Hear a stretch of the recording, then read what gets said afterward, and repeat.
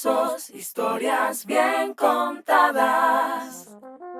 Amigos de Sucesos, ¿cómo están? Saludo cordial nuevamente desde Lorica. Bueno, mire, Antonio Dumit es nuestro invitado de hoy. Él es un árabe, es una persona muy conocedora de la historia, es historiador de hecho, y vamos a conversar con él en los próximos minutos. Antonio, gracias por tu tiempo y muy amable por tenernos aquí en Lorica. Gracias a ti, Jorge, a tu equipo y a todo el elenco. Hace tiempo quería conocerte, te he seguido, he visto tu programa y bienvenido a Lorica, al sitio de Lorica, como históricamente siempre se llamó. Bueno, Antonio, yo contaba en el programa anterior la historia de mi abuelo. Mi abuelo era un palestino que llegó por allá por 1920 en barco al puerto de Buenos Aires, atravesó la cordillera de los Andes en lomo de mula y llegó a Chile, donde bueno, conformó una familia. Yo soy uno de sus retoños y conté la historia del abuelo, pero entonces hoy quiero saber cómo llegaron a Lorica, específicamente a Lorica, los sirios, los libaneses y uno que otro palestino. Mira, Lorica ha tenido varias etapas en cuanto a la conformación de migrantes. Por eso es que dentro del Caribe es uno de los poblados con más variedad étnica. Aquí antes de los árabes, pues ya sabemos, la colonia, sí, habían caribes, zenúes, españoles, africanos que llegaron aquí, sí, claro, entre San Antero y San Nicolás de Bari. Cuando este territorio se le adjudica a la conquistadora Francisca Batista de Borja entre 1690 y 1700, ella trae consigo una colonia de judíos chuetas, marranos, forzados, convertidos al cristianismo. Se hace la primera comunidad pequeña aquí de estos conversos y posteriormente ya en el siglo XIX, finalizando siglo XIX, empieza el proceso de migración de todas estas personas del Medio Oriente a raíz del problema, ¿sí?, del Imperio Otomano que se, sí, empieza a desmembrar y empiezan unos conflictos muy étnicos desde, sí, entonces. Hay que hacer un aporte muy importante. Mucha gente salió de Palestina, del Líbano, de Siria, por el maltrato del Imperio Turco en ese momento, cansados, hastiados de ese maltrato, emigraron a América. Muchos llegaron a los Estados Unidos, otros vinieron más al sur, a Sudamérica, incluso otros llegaron casi que a la Argentina y Chile, que fue el caso de mi familia. Correcto, el caso de mi padre vienen con mis bisabuelos a partir de finales de 1800, Antonio Dumet, Pedro Dumet, Milet Dumet, que era mi abuelo, y llegan a Estados Unidos. En Estados Unidos pues ya venía mi padre, nace mi tía Yamile, que eran los dos mayores, y posteriormente venían para Brasil, ni siquiera para Colombia. Mira tú. Iban para Brasil, pero en Puerto Colombia parece ser que hubo problemas con el dinero, el barco no zarpaba y se agotaron los recursos. Entonces mi abuelo decide bajarse con toda la familia, y ya acá había familia Doumit, pues el apellido en realidad es Doumit. Llegaron a Cartagena mi abuelo con mi abuela, mi padre, mi tía, muy pequeños, y llamaron acá, parece acá habían, ya mi familia era dueña de una naviera, hermanos Dumit. ¿Por qué eligen Lorica? ¿Qué había en este punto para que tantas familias llegaran a este lugar? Una de las cosas que quizás ellos miraron era la potencialidad que podían extraer en un comercio inexistente. Y dentro de ese comercio inexistente, a finales del siglo XIX, no existía el menudeo. Todo se vendía. Tú tenías que comprar un liqui, un vestido entero. Pero entonces mi abuelo decía, yo puedo venderte tú pagando semanal 10 centavos, yo aceptando. Y la gente lo ve más fácil pagar 10 centavos que comprar el vestido de contado. Claro, claro. Y los que tenían tienda, porque también llegaron a tener tienda. Mi abuelo tenía una almacén de telas muy grande entre Lorica y Tierra Alta, Alto Sinú. Y mi abuelo decide también montar abarrotes, tiendas con los otros familiares, y entonces ya no vendían el barril de aceite, sino lo que tú en realidad necesitabas en tu casa.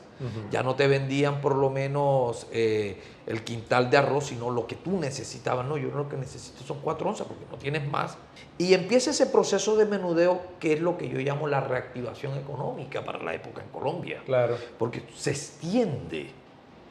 No es que Lorica tenía tanta otra cosa que mirar. Sí, la biodiversidad, la pluriculturalidad que ya aquí empezaba a darse y que con ellos se agrandó más, pues dieron como punto que a la vez se le abona que Lorica era capital de provincia del viejo Bolívar y que venía a ser de capitanía de guerra desde 1739 y 40 hasta ese momento. Entonces era un punto importantísimo después de Cartagena, porque también constituía la despensa, ¿sí?, alimenticia del Caribe. Historias bien contadas.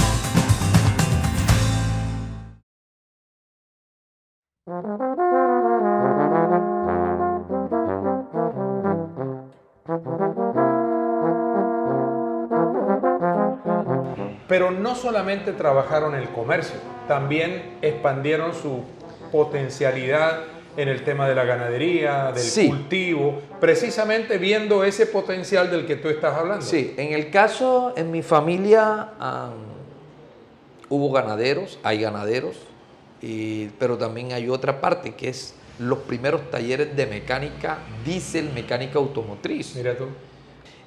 También se extendieron a la ganadería, y no solo a la ganadería, también estuvieron en la academia. Tenemos aquí por lo menos el fundador de la Universidad de Córdoba, porque eso no se dice. Siempre se mira al árabe comerciante como un analfabeta, como alguien que solamente se dedicó a esa parte.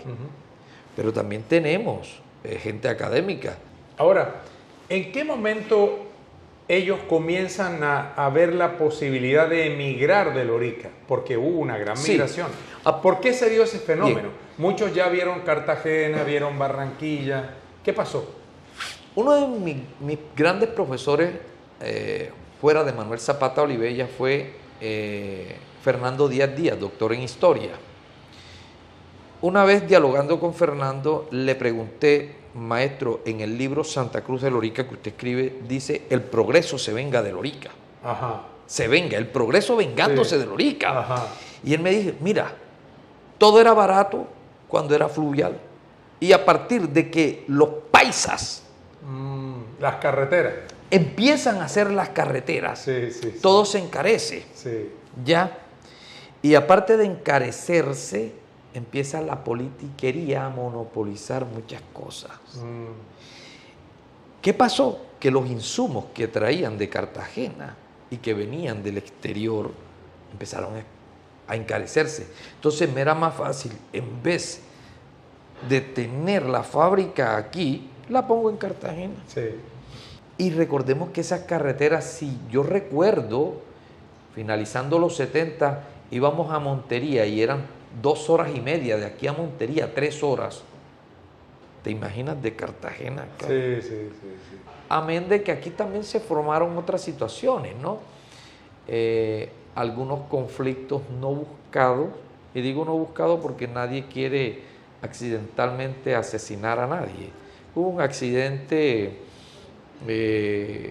entre Gabriel Char y un pariente de nosotros, Eduardo Saleme, que resultó muerto. Eso también hizo que los Char se marcharan de aquí, no porque ellos fueran asesinos, ni mucho menos, no, en ninguna manera. Fue un accidente, pero que la pena moral también los hizo ir.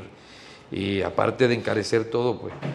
Pero aquí estuvieron ellos, tuvieron una época muy buena, ayudaron al comercio. Aquí podíamos decir nació Olímpica, porque con la botica que tenía su padre, aparte de que su padre tenía otro negocio de prendería, era un hombre que hacía Joyas.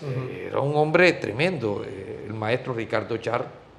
Por cierto, vivían al lado de la casa de mi abuela, María Sarbana, viuda de Doumit. Y esto me lo relata mi papá: en el Club Unión sucedió esa desgracia y por pena moral, pues toda esta familia que era empresaria se va. Sí. Se va. Y eso, de una u otra manera, hace un hueco tanto en el proceso económico aquí como en todo lo que se podía dinamizar. Ahora, Antonio, hay una cosa bien importante también en toda esta región del Caribe y esta llegada de gente de lugares tan remotos, la forma como se conectaron.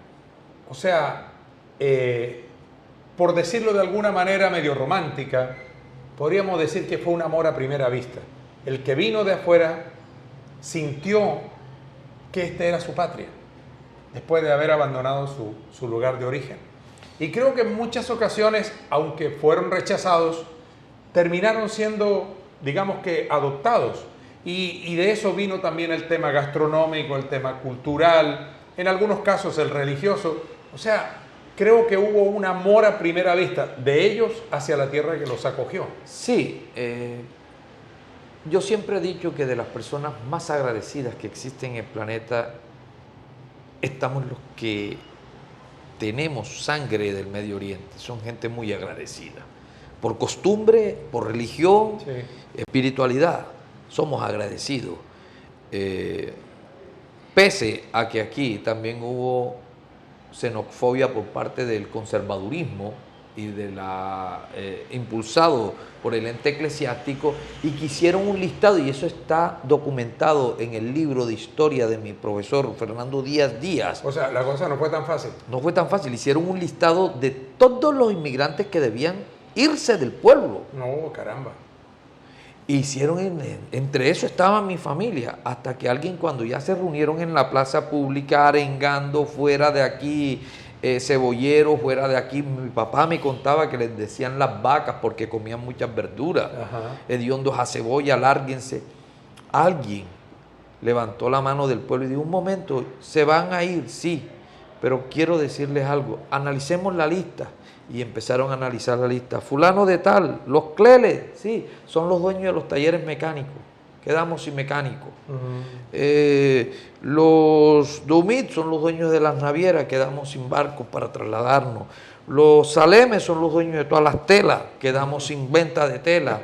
Dueños de la planta, fulano de tal, los Arur, los Mansur, los Hatem. Y empezaron, quedaba Lorica, sin nada de comercio, sin nada que pudiera, sí, poner. ¿Y cómo un se motor. revirtió eso? Empezó un diálogo entre un sacerdote que, pese a que era un hombre de un temperamento fuerte, el hombre empezó a mediar, que fue Lácides Bersal. ¿Y por qué medió Lácides? Lácides empieza a mediar a partir de que él tenía una rencilla contra el propio pueblo, porque cuando Lácides manda a comprar el reloj, todos los loriqueros, como buenos costeños y como todos, somos folclóricos y tenemos que aceptar que nosotros somos folclóricos. A todos decimos que sí sin medir las consecuencias. Y todos dijeron: compramos el reloj. Cuando el reloj vino de Italia, de la catedral. Claro, cuando el reloj vino de Italia, el padre Bersal salió casa por casa de la gente raizal, y toditos, como decimos en el Caribe, sacaron el case. Ese hombre se tiró un sermón tremendo y acudió al patriarca de la época de la comunidad sirio-libanesa, y ellos dijeron: nosotros lo pagamos, y lo pagaron. Entonces le puso en el frontón de la iglesia de la época, le puso, sí, obsequio de la colonia siria. Cuestión que otro sacerdote, décadas después del terremoto del 48, lo mandó a quitar, porque según él decía que lo que parecía era que toda la iglesia la donaron los sirios. Tenía una rencilla también con el rito maronita. Y para la época, mucho, cuando estaba Lácides invitó al patriarca maronita que viniera. Era un hombre de otra dimensión. Sí. Bueno, y el tema gastronómico, ¿cómo se manejó aquí? Interesante, porque es que, fíjate, nosotros venimos haciendo un rastreo del aporte, no desde ahora, desde África aquí. Y aquí habían elementos ya que habían traído los africanos, como la ocra que llamamos candia. Sí. La candia no es americana, el ajonjolí no es americano. Por ponerte dos ejemplos. Y al ellos, ¿Llegaron del norte de África? claro, llegaron en los barcos, incluyendo el ñame, que también llegó 250 variedades de ñame. Pero cuando empezaron la berenjena también, que no se daba en estos territorios, pues empiezan ellos a hacer unos aportes interesantes. Uno de los grandes aportes que yo veo es en la fusión de la empanada de huevo, no arepa. Ajá. Yo la conocí en mi infancia como empanada de huevo. Okay. Y era una media luna. Ujú. Y la media luna no era media luna porque era empanada de no, sino simbolizando. Y fíjate que es muy diferente a la arepa de huevo paisa que hoy todo el mundo quiere comerse y se come, que solamente la masa, le echan el huevo entero y, y la fritan. No, acá la empanada nuestra de media luna llevaba cebolla picada, ajo, cebollín. Sí. Tú sabes que el urbaco ya están haciendo algo parecido con la arepa. Entonces le echaban sal, le echaban pimienta, ¿sí? Sí. Y algunos hasta le llegaron a espolvorear semillas de ajonjolí y la fritaban. Buenísimo. Ese es un aporte de fusión. Ahora, el otro aporte de fusión que yo viví fue una vez que estaba David Sánchez Julián en mi casa para una Semana Santa y se acabó la carne. Estoy hablando hace unos 35, 40 años, unos 40 años. Aquí no se vendía carne en Semana Santa. Ajá. Por el prohibida. hecho, porque, sí, claro, por el hecho cristiano.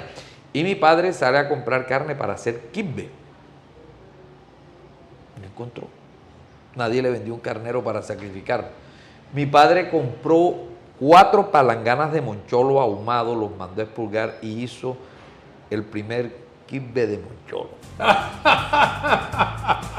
Es una fusión entre el Caribe, ¿sí?, y el Medio Oriente. Sucesos, historias bien contadas.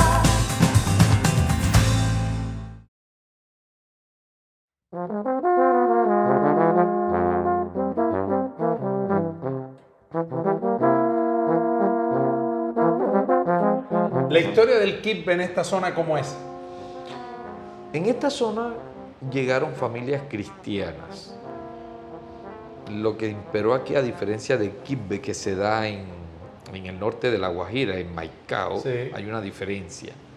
Aquí, como todas las familias eran maronitas, de rito arameo, ¿sí?, el kibbe tenía que ser 1 libra de trigo por media de carne. Ajá. Ya.